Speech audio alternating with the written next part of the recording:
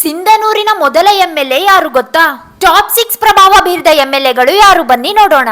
ಸಿಂಧನೂರಿನ ಮೊದಲ ಎಂಎಲ್ಎ ಶಿವಬಸವಗೌಡ 1952ರ ಮೊದಲ ವಿಧಾನಸಭಾ ಚುನಾವಣೆಯಲ್ಲಿ ಗೆದ್ದು ಸಿಂಧನೂರಿನ ಮೊದಲ ಶಾಸಕರಾದರು.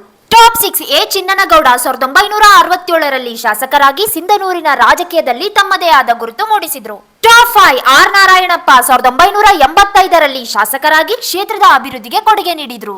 ಒಂದು ಸಣ್ಣ ರಿಕ್ವೆಸ್ಟ್, ನೀವು ಸಿಂಧನೂರಿನವರಾಗಿದ್ರೆ ಈಗಲೇ ನನ್ನ ಅಕೌಂಟ್ ಫಾಲೋ ಮಾಡಿ. ಇಂತಹ ನಿಮ್ಮ ಊರಿನ ಇತಿಹಾಸದ ವಿಡಿಯೋಗಳು ಪ್ರತಿದಿನ ಸಿಗ್ತವೆ.